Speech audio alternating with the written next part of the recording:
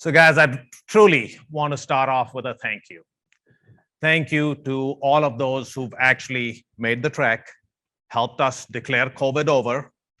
And thank you to those who've joined online. Thank you to those who are from CVR. A lot of you are our guests, our visitors. Thank you, all of you, to join us. And this is just so far what I'm seeing is an amazing, amazing event. Would you all agree? So this is a big round of applause to all those people who worked so hard. And I don't like naming people because I'll miss someone, but everyone in CVR has worked so hard to make this happen. For me, coming in, seeing the whole venue was just absolutely spectacular. Thank you, thank you, thank you. And last but not the least, thank you for another amazing year, CVR. It's what you do throughout the year that makes this talk for me so much fun and so easy. And I'll just take you through our achievements. Believe it or not, yes, through our achievements through the time of the pandemic. While most of the world was figuring out whether they got to put masks on or not, whether they got to get a vaccine or not, what was your CVR? What were all of you doing? We increased the number of centers. If we almost think that 2019 to now, 2020 didn't happen, but for all of you, you worked really, really hard. So we increased our number of centers to now where we are about 110, 112 centers. We increased the number of active physicians we have by a good 15 to 20. We increased the overall employees. Yes, we've had a high turnover because of COVID. Everybody else has had that too. But overall, if we look at that, we have increased the number of employees that we have. And last but not the least, again, we have increased the number of patient interactions that we've seen during this time. So again, CVR, give yourself a big round of applause. This is coming out of COVID, if we can say that. That is fantastic. Okay. And during all that, I don't know if Dr. Lal is still here, but what he was talking about this morning is so important to the future of what we all do. Quality, managing quality. And Ken and his team has continued to practice amazing medicine. And for Teresa, she's never going to be satisfied till the patients feel better. It's ultimately about civic, and it's about patients actually reporting back that we feel better. And we are so proud of the kind of medicine we practice and the kind of results. And here, I'll tell you, from Peter publishing everything, everybody wants to talk about their publications, but there is nobody else giving a complete picture of what was the SEEP score, what was the VCSS score, what was the pre-op civic, how many times did people get procedures done. They want to hang on to single data points other than in Peter's studies, which truly touches everything. And in here, I'd like to again thank all of the research committee. Unlike in universities, our research committees don't get paid. It's Peter putting a lot of leadership time, Rick putting a lot of his time out of purely, I would say, commitment to medicine. Zoe working so hard, Dr. Morrison, of course. And what do we see as the result? The result is that your CVR is publishing more in the field of venous disorders than any other academic institution in the country. And as I have pointed out in the past, that it's not just, of course, we are so fortunate, so lucky to have this kind of brain power here, but each and every one of you, when you're spending that extra 5-10 minutes per patient in getting all the data points, that's what it leads to. So it is truly a collective team effort to get us there. Let us still not forget, we have to train our future, right? We've heard Dr. Lal, we heard Dr. Shul always, we've heard all our leaders in the field talk about this over and over again, but it is your CVR that has the largest training program in the country. And we all know training takes effort. So thank you to all those people who are involved in training fellows so that our future as a specialty can not just be secure, can continue to get better. Now, this would not be possible without an amazing team of leaders that truly keep us all organized, that make sure that the trains are running on time, make sure that the patients show up, that make sure that, first of all, we have patients. And just again, thank you very much to our leadership team to constantly work. And this was the team, again, during COVID, and I've said this in multiple different venues, but it's worth repeating here. We would all be there at 8 a.m. We would all be working throughout the day with, of course, a nice beer break in the middle of the day, while, we are a hugging culture. So you come there and I see Ioana, I'm like, shit, if I hug Ioana, is she going to die? What's going to happen here? Right? But still, everybody was still there. Everybody was working. People who were in the clinics, of course, we remained compliant. But this is what organizations are made of. This is our difference. I have a separate section on the difference, but truly, this is our difference. And because of this leadership team, we again got the Top Workplace Award. We got the Top Workplace in Healthcare Award. These awards are given by your employees, by people in, again, we've got a lot to do still after the Ritz-Carlton talk. We are far from perfect, but still, there is a reason why you all are getting recognized because of everything you're doing, and thank you for that. Now, however, as we pointed out earlier, our task is still very, very much undone. We have so much more to accomplish. We are just touching the tip of the iceberg. On one hand, that's an amazing opportunity for all of us to do more. We don't need to worry about what our neighbor is doing, the next vein doctor. Again, there is so much that we can accomplish together. There's so much more to do. And the big question is, how does our leadership team, our physicians, our rest of our leaders actually get there? What from here on? We are not satisfied with the number of centers. We can keep talking about it, but there's so many more people out there that still need that care. And it is our job, it behooves us as leaders, not just to be satisfied by publishing papers. We've got to actually take that care to all those people who need it. And how do we do that? So this is how we do that. First and foremost, we have our national associations. They are the torchbearers. They are mentors. We have a lot of representatives here today from those associations. We are actually humbled by their presence here. And we just have to remember that this is all a team effort. We all work in this together. Our vendor partners, I just cannot thank you guys enough for being here today. It is, again, without you all, our goals are aligned. Our goals are to provide the best care to our patients out there. And thank you very much, guys. This is, and we had some last minute cancellations, but some other people just jumped right in to help us. And we do hope that you feel that your sponsorship dollars have been put to good use here. But the most important thing for us, and that's what the theme is for this meeting this time, is strengthening our partnership with our own staff. I'm going to take a couple of minutes on this slide. And we had this amazing, amazing talk by the Ritz-Carlton people yesterday, right? Again, it's this natural thing that comes to mind, which we have to resist, is, oh, this is the Ritz-Carlton. If they charge an extra $500 on the bill, who cares? I have to deal with DC Medicaid. How does this fit in? Guys, if we truly want to get where we want to get to, and it's not just a big, talking point, we have to behave just the way they behave with their clients. Our patients, they are human beings. And the first thing, to providing good patient care, as they mentioned yesterday, is taking care of our staff. If our staff are happy, they will get up, they will, embrace a patient, talk to the patient well. And what do we need to do? First and foremost is respect our staff, right? We're all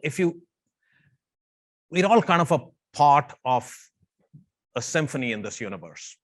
we all have our roles. No role is more important than any other role.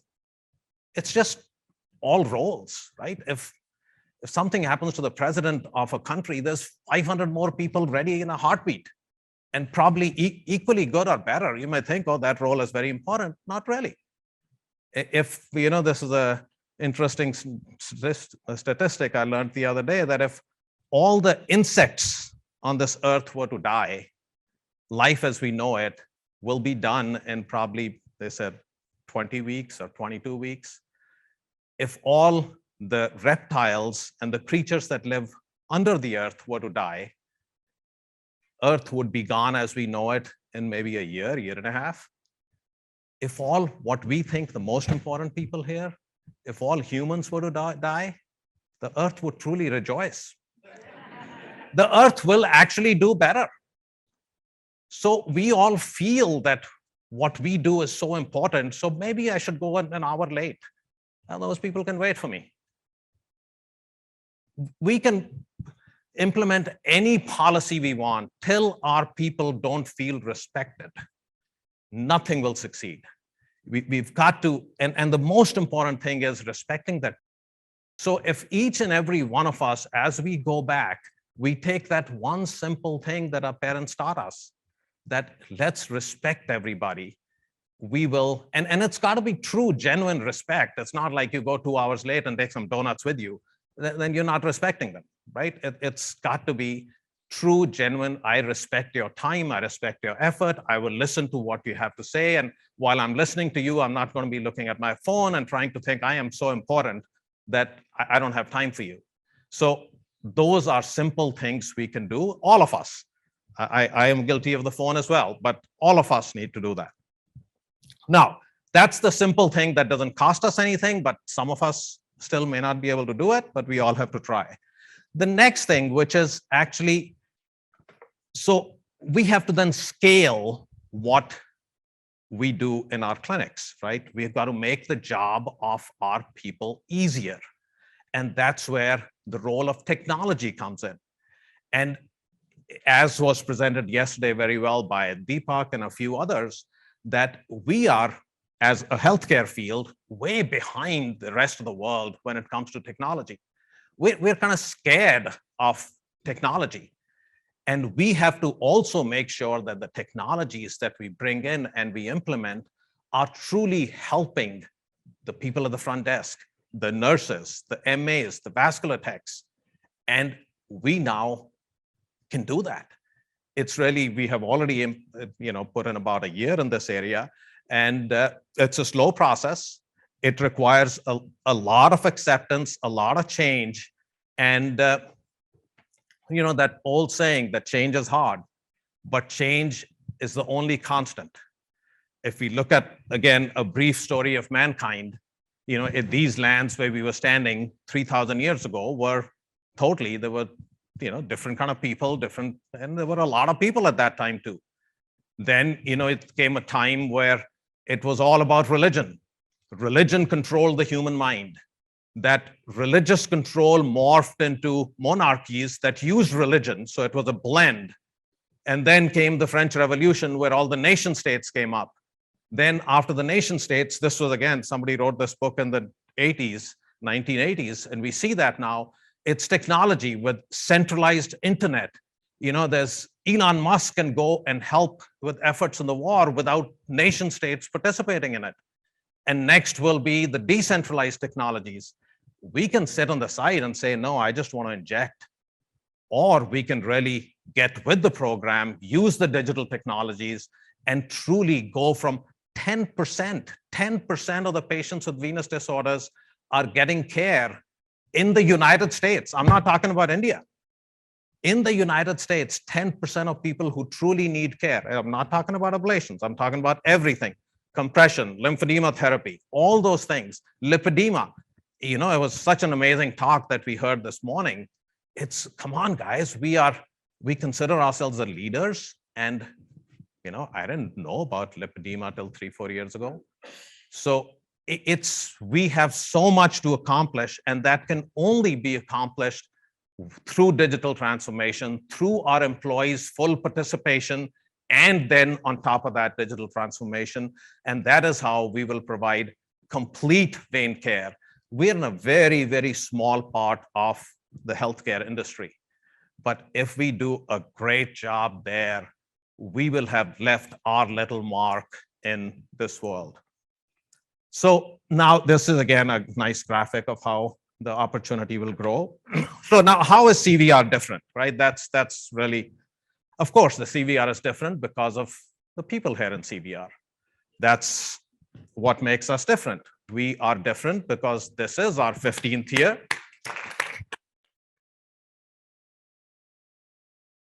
During these 15 years, I assure you, the other day I'd requested people who've been here for more than 10 years to stand. I'm not going to request that again. But if we ask each one of them, hey guys, are we better today than what we were 5 years, 10 years, 15 years ago? The answer is an absolute yes. Every one of the new people who've come, the new talent that has come on, has brought so much good stuff to CVR. And during these 15 years, we've had pretty strong headwinds at different levels. I mean, 5 audits from here, from there, somebody saying, different things. And that's what makes you stronger, right? We've had 15 years, we've been able to resist hurricanes, we've been able to resist storms. That's when your roots develop. And that's what makes CVR stronger. That's what makes us better. What makes us better is that you all care. Right? It's as I think Laura was saying that yesterday, or Teresa, you said that, that can you teach people to care? I'm of the strong belief you can't. If your mom didn't teach you that, you can't. But I hope I'm wrong. But we have a group of people who care. We have our physicians, our nurses.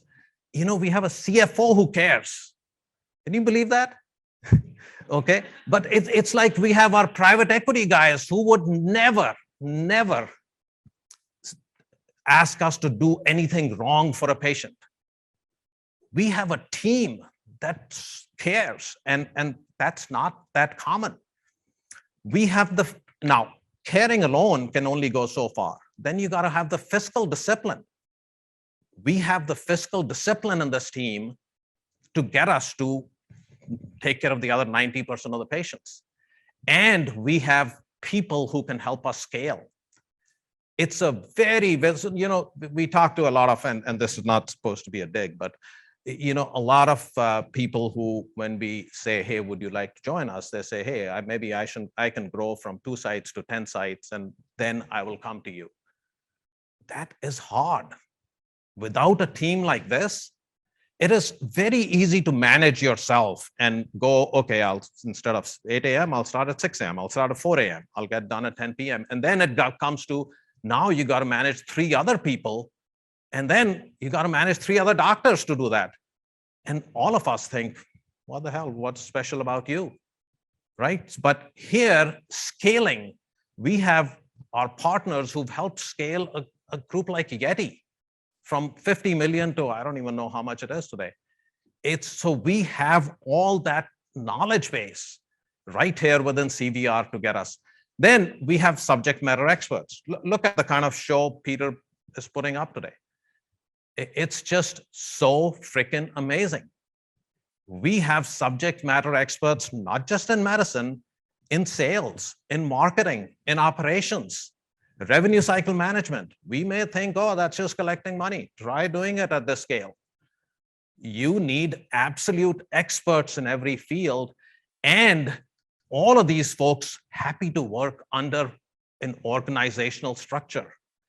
No other vein practice in the country can boast of, I mean, yeah, they should. I mean, it's of a lot of other things, but all these things that I said under one roof, and above all, we're all rowing in one direction. We are all one single team. That is why CVR is special. And yes, guys, you are, again, our vision statement, you are redefining the care of patients with venous disorders. What Ken presented this morning, look at that. Out of the 10 publications, 4 were from CVR. That you are redefining the care You are providing comprehensive vein care. We are not yet throughout the United States, but we will get there. We will all get there together. As I would like to say, we are still only in the 5th mile of our marathon.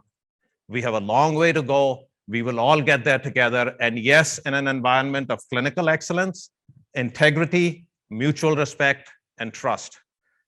Thank you, guys. We have a great future together. Thank you for everything you're doing, and please keep doing it. Thank you.